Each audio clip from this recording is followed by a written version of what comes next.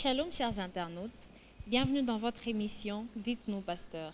Dites-nous Pasteur, cette émission qui a pour vision d'amener le peuple de Dieu à vivre une vie chrétienne victorieuse par l'enseignement de la foi et par le renouvellement de l'intelligence.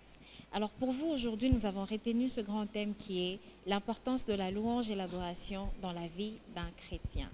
L'importance de la louange et l'adoration dans la vie d'un chrétien. Et pour vous, aujourd'hui, nous avons invité une personnalité de grande marque qui est le pasteur Johnny Aaron, à qui nous disons bonjour pasteur. Bonjour sœur Victoire et bonjour à tous ceux qui nous suivent. J'espère que vous allez bien. Très bien par la grâce. Amen. Ouais. Alors pasteur, aujourd'hui, nous aimerions que vous puissiez nous parler sur ce grand thème qui est l'importance de la louange et l'adoration dans la vie d'un chrétien. Voilà, c'est un grand sujet. J'ose pas croire que nous allons devoir tout balayer dans les quelques minutes qui nous sont imparties. Mais je voudrais d'emblée dire que la louange et l'adoration font partie de la réponse de l'homme ou du chrétien à la révélation qu'il a des dieux, à la connaissance qu'il a des dieux. Veux-tu nous prouver que tu connais Dieu? C'est ta manière de le louer, de l'adorer qui va le témoigner. Amen. Bref, celui qui loue ou qui n'adore ne connaît pas Dieu. Amen. La seule manière de traduire notre connaissance, de traduire la révélation qu'on a des dieux, c'est par la louange et l'adoration. Donc je me résume en disant, la louange et l'adoration, c'est la réponse que nous avons face à la relation que nous avons avec Dieu ou face à la révélation que nous avons des dieux. C'est l'équilibre du chrétien dans sa relation avec Dieu. Amen. Alors pasteur, avant de commencer, nous aimerions que vous puissiez nous bénir par une prière. Père, nous te rendons grâce et te bénissons pour ce précieux moment de partage que tu nous accordes. Ma prière est que le Saint-Esprit soit au centre. Bénis tous ceux qui travaillent pour la réalisation de cette émission et bénis toutes les personnes qui vont devoir nous écouter. Ma prière est que tout ce qui va devoir se faire et se dire soit pour ta gloire. Sois-en le maître, éclaire-nous par ton esprit au nom de Jésus. Amen. Amen. Pasteur, nous avons quelques questions à vous poser. Allez-y, maman. D'accord. Bon, on est chrétien, on est dans une église et on entend parler de la louange et l'adoration. Mais pour la plupart des chrétiens, on se dit que la louange et l'adoration, c'est quand on est là et la chorale passe devant, on chante, on danse, on adore. Mais c'est quoi réellement la louange et l'adoration? Voilà, donc j'étais en train de dire d'entrée des jeux que la louange, c'est la réponse de l'homme face à la révélation qu'il a des dieux, face à la connaissance qu'il a des dieux. Vous allez remarquer que tout ce que l'homme peut faire pour Dieu est soit une louange ou une adoration à Dieu. Et on ne limiterait pas la louange et l'adoration aux instants que nous accordons à l'église, des moments entre guillemets que nous appelons de moments d'adoration. C'est maintenant le temps d'adoration. Non, c'est pas ça, parce qu'en fait, même les offrandes que nous donnons sont une expression d'adoration. Notre présence dans un culte est une expression d'adoration. Alors, de fois, définir la louange et l'adoration, on n'a pas les mots exacts que nous pouvons donner, de sorte que dans une phrase, que nous puissions définir ce qu'est la louange, ce qu'est l'adoration. Mais nous allons procéder de la manière que voici. En ce qui concerne la louange, je préfère la définir de deux manières. La louange, c'est d'abord une expression vocale. Dans l'expression vocale, nous entendons l'émission des sons. Tout celui qui loue, on sous-entend qu'il doit émettre un son. Ça veut dire, je prends la référence de Paul et Silas qui étaient en prison, ils chantaient les louanges du Seigneur. On les entendait, ils émettaient le son. Donc bref, quand on parle de la louange, nous voyons les chants, nous voyons les cris de joie. Quand on parle de l'expression vocale, j'ai parlé des cris de joie, j'ai parlé des chants, je parle également de la confession des actions des grâces. La confession des actions des grâces, entre guillemets, dire merci. Parce que cette confession peut se faire par un chant ou par des paroles. Donc on peut louer Dieu en parlant, c'est-à-dire on confesse les actions des grâces. On peut louer Dieu en poussant des cris, parce que la Bible dit dans Psaume chapitre 66, le verset 1er, poussez vers Dieu les cris de joie. Donc c'est une expression de la louange. Les cris, Ainsi, les chants, ça c'est facile pour tout le monde de comprendre que quand on loue, on chante également. Mais nous avons un autre sens que nous pouvons attribuer à la louange. C'est une expression physique, mais d'une portée spirituelle. C'est-à-dire il y a des attitudes physiques, il y a des faits physiques que nous pouvons avoir qui nous rapportent le sens de la louange. Nous y retrouvons quelques expressions, notamment la danse. C'est lui qui danse, loue. Amen. Voilà. Nous pouvons y retrouver également les acclamations. C'est lui qui acclame, loue.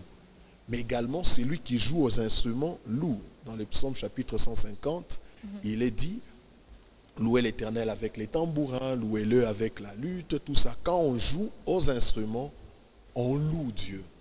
Donc, la louange également peut se faire par existence. Ça veut dire le fait d'être ce que tu es en jouant le rôle que Dieu t'accorde dans la nature ou dans l'univers, tu loues. C'est comme ça que dans la louange, vous retrouverez la louange du soleil. Le soleil loue, la lune loue, les océans louent. Et comment est-ce qu'elles louent? Elles ne dansent pas, elles ne chantent pas, tout ça. Mais leur existence, le fait de jouer un rôle dans l'univers, de jouer le rôle qui leur a été attribué par Dieu, est une forme de louange. Alors, vous allez voir que la louange s'entremêle avec l'adoration. Parce qu'en fait, si je dois tenter de définir l'adoration c'est la révérence qu'on a des dieux. Si dans cette émission, nous présentons l'émission en tenant compte de Dieu. Le fait de tenir compte de Dieu, sa révérence, sa grandeur, c'est déjà l'adoration qui entre en ligne de compte. Donc, en résumé, si je dois vraiment tenter de définir l'adoration, parce que c'est un terme gros et qui a beaucoup d'éléments à l'intérieur, l'adoration, c'est honorer Dieu comme Dieu. Voilà, c'est pas toujours clair. Voilà, du moins ce sont des sujets qui se complètent et qui s'entremêlent, la louange et l'adoration. Donc, je voudrais prendre l'adoration comme la révérence que l'on a des dieux, parce qu'en fait, quand on loue, on doit tenir compte des dieux. Donc, la louange touche à l'adoration touche à la louange. Voilà, c'est peut-être pas très clair, mais c'est en quelque sorte ma manière à moi de pouvoir expliquer la louange et l'adoration. On n'en finira jamais. D'accord. Alors, chers internautes, nous retenons que la louange et l'adoration, ce n'est pas seulement ce moment que nous passons en plein culte où on nous demande de louer, d'adorer, mais la louange et l'adoration, c'est d'abord une expression physique et aussi une expression orale. Et aussi, on doit retenir que l'adoration, c'est une révérence que nous faisons à Dieu. Alors, cher pasteur, mais on se pose la question, est-ce que c'est vraiment important de louer et d'adorer? Mais pourquoi est-ce qu'on doit louer et adorer? Louer et adorer, c'est important. Je disais que c'est la réponse que nous avons de la révélation qu'on a des dieux. La révélation qu'on a des dieux se traduit de différentes manières. Dieu se fait connaître à moi par ce qu'il fait. Un exemple. Comment savoir que Dieu est un grand Dieu puissant, capable de donner le travail? Quand je trouve le travail, je me rends compte, donc Dieu est capable de me donner le travail. Donc la révélation qu'on a des dieux se traduit de différentes manières par les œuvres que Dieu produit dans notre vie. Guérison, délivrance, le salut. Nous avons la révélation de qui est Dieu au travers de ses œuvres. Amen. Les œuvres, nous pouvons également toucher à la nature. Voilà, souvenez-vous de David.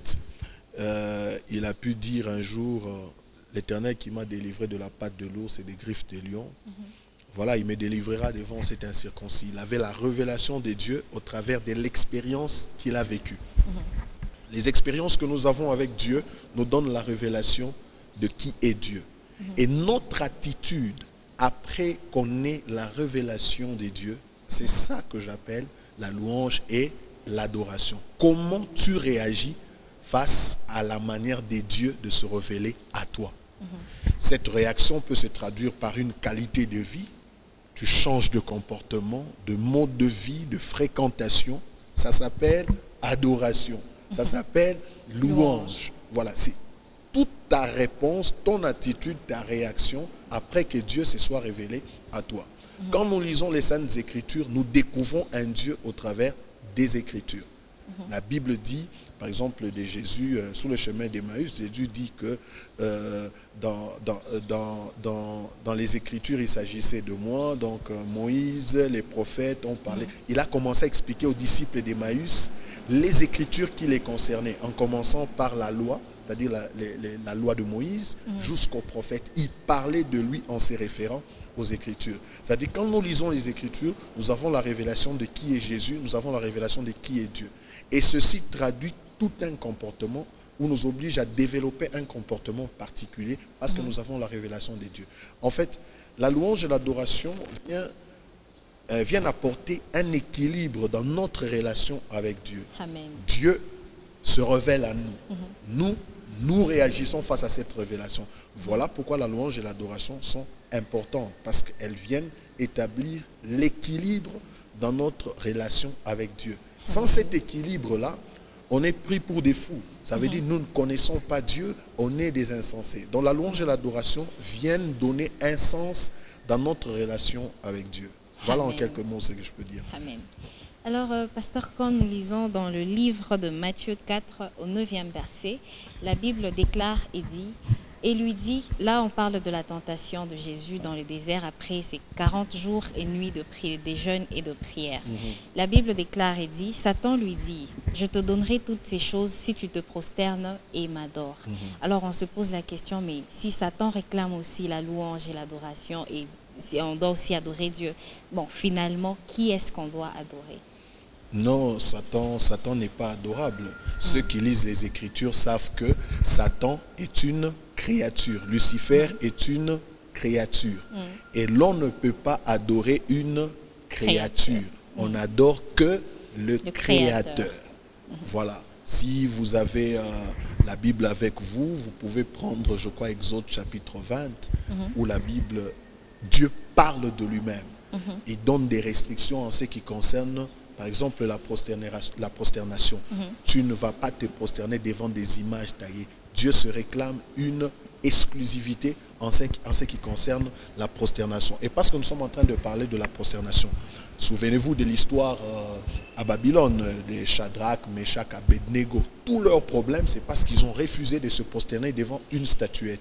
Parce qu'on ne peut pas adorer ou se prosterner devant une statuette. On ne peut pas adorer un homme. D'ailleurs, quand nous prenons les Actes des Apôtres, le jour que Pierre s'est rendu chez Corneille, Pierre, ce n'est pas n'importe qui, c'est un grand.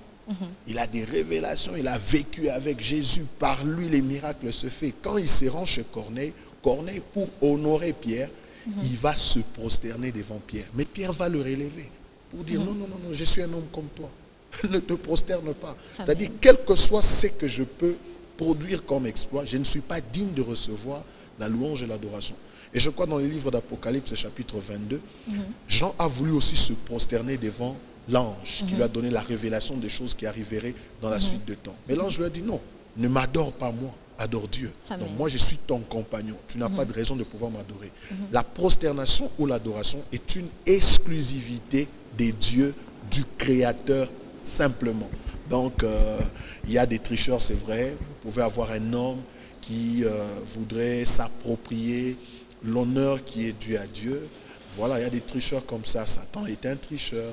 Il veut s'approprier l'adoration qui ne lui revient pas. En fait, le souci du diable, c'est un tentateur. C'est de nous amener dans les erreurs, de nous amener dans la rébellion contre Dieu, un peu comme lui l'a été. Mais nous, en tant que chrétiens, nous ne pouvons pas tomber dans les pièges de l'ennemi, à l'image de Jésus, qui n'a pas succombé à la tentation du diable. Et d'ailleurs, ce récit est pris dans le contexte de la tentation. Et vous savez que Jésus a vaincu Satan parce qu'il n'a pas obéi aux instructions de Satan ou à la demande de Satan. Si Jésus ne l'a pas fait, pourquoi nous on le ferait? Donc le diable n'a pas, ou Satan n'a pas à réclamer notre adoration, même pas un homme, quelle que soit sa gloire et quels que soient ses exploits. Ne donnons pas à un homme ce que l'on doit donner à Dieu. L'exclusivité de ce que nous donnons à Dieu, c'est ça l'adoration. Je dis ça, je ne peux le faire que devant Dieu. Je ne me prosternerai jamais devant un homme, qui qu'il soit. Parce que la prosternation est une exclusivité réservée à Dieu. Ça me permet de donner un autre sens d'adoration. L'adoration, c'est l'exclusivité des choses que nous donnons uniquement à Dieu. Amen. Voilà, donc c'est de cette manière-là que je peux tenter de répondre à votre préoccupation. Merci. Nous retenons que nous n'avons qu'à adorer Dieu car on n'adore que le Créateur et non la créature. Mais, pasteur, on se pose aussi la question, mais quels sont les obstacles qui empêchent un chrétien à louer et à adorer? Bon, les obstacles, ça peut être son incrédulité. Voilà, Dieu se révèle à lui et il refuse de croire. Quand vous lisez Romains chapitre 1er, à partir du 8e verset, Dieu s'est révélé aux hommes, mais l'apôtre Paul parle de perfections invisibles de Dieu, sa puissance éternelle, sa divinité qui se voit comme à l'œil nu quand on les considère dans ses ouvrages. Et la Bible dit, ayant connu Dieu, ils ne l'ont point glorifié comme Dieu. C'est-à-dire, vous avez la connaissance de Dieu, mais vous refusez de l'adorer. Vous refusez de le louer. C'est une forme d'incrédulité et qui est punissable. La Bible dit, ils sont inexcusables. Voilà pourquoi tous ceux qui n'adorent pas, qui ne louent pas, leur sort, c'est le même sort que le diable. Donc, ils finiront à l'enfer. Ils sont inexcusables. Quand Dieu se révèle à toi et que tu ne le loues, tu ne l'adores, tu es inexcusable. Ça, c'est le sort réservé à tout incrédule. Et dans le monde de l'incrédulité, nous pouvons retrouver et les païens et des personnes, permettez que je le dise comme ça, des chrétiens, mais qui ont fait naufrage. Voilà, donc un païen, il peut bien sûr te dire que moi je ne connais pas Dieu, mais papa, quand tu vois un manguier pousser, c'est un langage. En tout cas. Quand tu vois le ciel suspendu, c'est un langage. Amen. Dieu se révèle aux hommes de différentes manières. Il n'y a aucun homme sur la terre qui dira Dieu ne s'est jamais révélé à lui. Même aux sorciers les plus sorciers, Dieu se révèle à lui. Souvenez-vous de l'histoire en Égypte où les magiciens n'ont pas pu reproduire le numéro, permettez que je dise comme ça, de Moïse, transformer la poussière en poux. Qu'est-ce qu'ils ont dit? Ça, c'est le doigt de Dieu. C'est que même dans leurs échecs, étant sorciers, étant magiciens, ils reconnaissent à un certain moment que ici il y a un Dieu. Donc Dieu s'arrange pour se révéler à chaque homme. Mais si les hommes ne l'adorent ni ne le louent, c'est par incrédulité. Et comme je le disais en prenant Romains chapitre 1er à partir du 18e verset, ils sont inexcusables. C'est lui qui ne loue et n'adore Dieu est inexcusable. Amen. Alors, pasteur, mais comment est-ce qu'ils peuvent parvenir à vaincre cette incrédulité? L'incrédulité est vaincue pour ceux qui ne connaissent pas le Seigneur par la foi en la personne du Seigneur Jésus-Christ, c'est-à-dire en croyant au Seigneur Jésus, on vainc cette incrédulité parce qu'on a conscience de l'existence de Dieu. Et plus loin, Dieu a témoigné de son amour au travers de la personne de Christ qui est mort et ressuscité. Donc, en croyant en Jésus, on s'aligne sur la liste des adorateurs. Et aujourd'hui, on ne peut pas être un adorateur si on n'a pas la foi en Christ, parce que l'adoration et la louange également tiennent à notre foi en Christ. Donc, pour vaincre cette incrédulité, il faut croire au Seigneur Jésus-Christ comme Seigneur et comme Sauveur. Et ça, c'est un élément important et même capital. Deuxièmement, pour ceux qui ont fait naufrage dans la foi, le Saint-Esprit fait un travail dans leur cœur et aussi au travers de cette émission pour leur dire, revenez à la raison, reprenez l'élan de votre louange et de votre adoration. Vous avez oublié que ce que vous êtes, ce que vous avez, ce n'est pas par vous-même, c'est par Dieu. Amen. Que le bon sens revienne, que votre intelligence soit renouvelée, que votre esprit soit éveillé, afin que vous puissiez comprendre que vous devez tout ce que vous êtes et tout ce que vous avez à Dieu. Amen. Donc l'incrédulité tombe quand le Saint-Esprit fait tomber le voile. Nous parvenons à une bonne connaissance de la source de ce que nous sommes, de la source de ce que nous avons. L'incrédulité tombe aussi quand ce voile-là tombe, de manière à ce que nous puissions croire au Seigneur Jésus-Christ. Voilà. Pasteur, quels sont les avantages qui sont liés à la louange et l'adoration? Donc, qu'est-ce qui se produit dans la vie des chrétiens quand ils louent et qu'ils adorent le Seigneur? Voilà, donc il y a plusieurs avantages. Comme j'étais en train de dire que la louange et l'adoration établissent un équilibre dans notre rapport avec Dieu. Ça veut dire, tout celui qui s'applique à la louange et à l'adoration, il maintient son intimité avec Dieu. Donc la louange et l'adoration vous permettent de pouvoir garder votre communion avec Dieu, votre intimité avec Dieu. Et ça, c'est un avantage énorme. Mais également, la louange et l'adoration vous permettent de reproduire la nature des dieux. Parce que celui qui se tient devant Dieu finit par le refléter. Vous savez, il est appelé admirable. Ça veut dire quelqu'un qu'on peut contempler. Et Paul, s'adressant aux Corinthiens, il dit, nous tous dont les visages découverts, contemplons la gloire de Dieu comme au travers un miroir, nous sommes transformés en la même image, de gloire en gloire, comme par le Seigneur l'Esprit. Donc, celui qui s'expose à la louange et à l'adoration finit par reproduire la nature des dieux. Il devient comme Dieu. Ce qu'on peut retrouver en Dieu, on peut également les retrouver en lui. Alors, il y a également d'autres avantages qui sont plutôt attachés à la louange. Vous savez que c'est lui qui loue. Il dresse un trône pour Dieu. La Bible dit dans les livres de Psaumes, je crois chapitre 22, chapitre 22, je crois le 4e verset, la Bible dit, pourtant tu es saint et tu sièges au milieu de la louange d'Israël. Et Israël qui est l'image aujourd'hui de l'Église, Israël qui est l'image des chrétiens.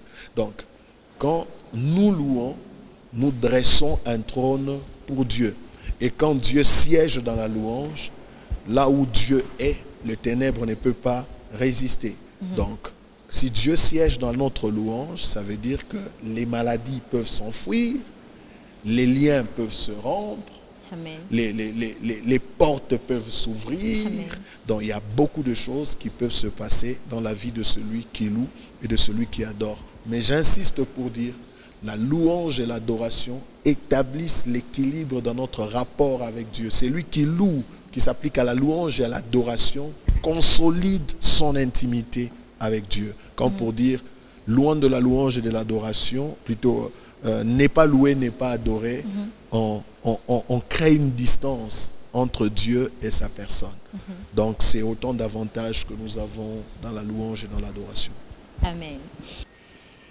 Alors, pasteur, quand nous lisons la Bible dans le livre de Jean, au 4e chapitre et au 23e verset, la Bible déclare et dit, « Mais l'heure vient et elle est déjà venue, où les vrais adorateurs adoreront le Père en esprit et en vérité. » Mais on se pose la question, c'est quoi adorer le Père en esprit et en vérité? C'est un grand enseignement, ça. Et aussi, comment on peut faire pour arriver à adorer le Père en esprit et en vérité? Voilà, donc, comme je disais, c'est un grand enseignement, très grand enseignement. Voilà, adorer Dieu en esprit. Premièrement, je peux dire que c'est considérer que Dieu, on ne l'adore pas d'abord par ce qui est physique. L'adoration commence par l'immatériel. C'est un premier sens que j'attribuerai à cela. Un deuxième sens que j'attribuerai à cela, c'est que l'homme est tripartite. Il est composé de l'esprit, de l'âme et du corps. L'adoration commence d'abord au niveau de notre esprit. Or, notre esprit communie avec Dieu que lorsqu'il a connu une régénération. Or, la régénération est un miracle qui provient de la nouvelle naissance, parce qu'en fait, c'est l'œuvre du Saint-Esprit. C'est là que je reviens pour dire, c'est lui qui n'a pas encore cru, a du mal, difficile à adorer. Vous voyez? Donc ça, c'est en esprit. Maintenant, en vérité, vérité, ça veut dire tout ce qui est conforme. Alors, la conformité ici, c'est par rapport aux Écritures. Dieu ne l'adore pas comme on veut, on l'adore comme il veut. Et la volonté de Dieu est traduite au travers des Saintes Écritures. Donc il est important de considérer que Dieu, on doit l'adorer en fonction de sa volonté, en fonction des Saintes Écritures. Donc l'adoration n'est pas une innovation pour surprendre Dieu, mais c'est plutôt une reproduction de ce que Dieu veut que nous lui donnons, de ce qu'il nous a dit qu'il veut recevoir de nous.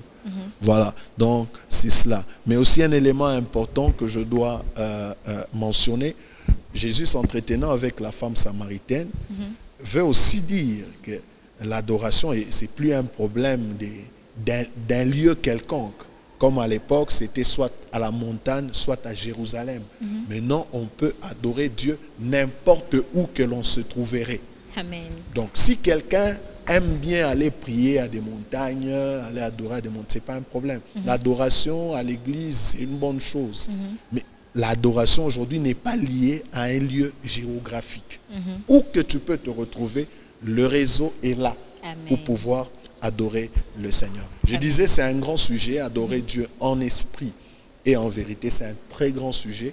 Ça peut aussi signifier comment adorer Dieu par le Saint-Esprit. Voilà. Donc c'est autant de choses que nous pouvons parler là-dessus, mais c'est un très, très grand sujet, très, très grand sujet que je ne peux pas forcément expliquer en une phrase. Adorer Dieu en esprit et en vérité, c'est beaucoup de choses que l'on peut comprendre par ça. Amen. Merci, pasteur. Merci d'avoir répondu à notre invitation. Merci à vous. Merci. De m'avoir invité chez vous. Amen. Nous voici arrivés à la fin de cette émission. Alors, je ne sais pas si vous avez un dernier mot, quelque chose que vous pouvez dire à la fin. Voilà, j'aimerais, comme le grand sujet qui nous a rassemblés en ce jour se fonde sur la louange et l'adoration, revenir sur cette vérité que notre rapport avec Dieu se trouve en équilibre lorsque nous louons et lorsque nous adorons. Donc, tout celui qui a la révélation de Dieu ou qui connaît Dieu doit savoir que l'adoration et la louange viennent établir l'équilibre dans nos rapports avec Dieu. Amen. Et cette louange et cette adoration ne se fait pas qu'à l'église. C'est toute une vie que nous développons et qui nous suit ou qui nous poursuit partout. Soyons des hommes, des femmes qui louent et qui adorent parce qu'ils aimeraient garder leur rapport avec Dieu en équilibre. Amen. Parce que Dieu t'a béni, parce que Dieu t'a sauvé, parce que Dieu t'a délivré, parce qu'il s'est fait connaître à toi. Que dois-tu faire? N'est-ce pas l'adorer et le louer? Quand tu l'adores et le loues, tu consolides ta relation avec Dieu. Tu développes les attributs de Dieu. Tu prends plaisir dans sa présence. Nous souhaitons et nous prions que Dieu nous donne prochainement encore le temps afin que nous puissions revenir sur ce grand sujet. Nous entrerons en détail, facette après facette, pour expliquer ce que c'est que la louange, ce que c'est que l'adoration. On ne pouvait pas tout dire. C'est un grand sujet de la vie d'ailleurs, un grand sujet de la vie. Mais je crois que les quelques propos que nous avons donnés dans cette émission ont apporté de la lumière dans la vie des uns et des autres. Parce qu'il y en a qui croient que la louange, c'est des chants chauds, l'adoration, c'est des chants doux. Donc, dans cette émission, vous n'avez rien entendu de ça. Donc, on peut avoir des chants doux qui sont des chants de louange. Qui sont des chants de louange, mais des chants doux. Parce que le sujet de la louange, ce n'est pas le temps ou le rythme d'une chanson. Loin de là, loin de là. Mais vous avez aussi compris que la louange se définit aussi par les chants, tout comme par les paroles.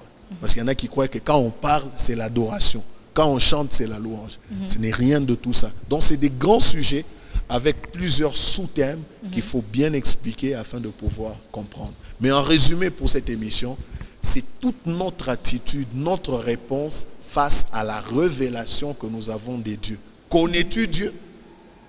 Alors si tu le connais, comment réagis-tu? Comment vis-tu ta vie? Parce que tu connais Dieu. Ce que tu mènes comme vie, ce que tu fais après la connaissance de ces dieux, c'est ça la louange et c'est ça l'adoration. Voilà. Amen. Alors pasteur, est-ce que vous pouvez nous bénir par une autre prière à la fin? D'accord. Père, nous te disons merci. Tu es Alpha, tu es Oméga. Tu nous as permis de pouvoir clôturer cette émission. Merci pour l'apport du Saint-Esprit qui nous a permis de pouvoir parler comme nous l'avons fait. Merci de nous avoir rendus capables de nous exprimer. Et merci d'avoir rendu capables de tous ceux qui nous suivent de pouvoir nous écouter, de bien nous entendre et de bien nous comprendre.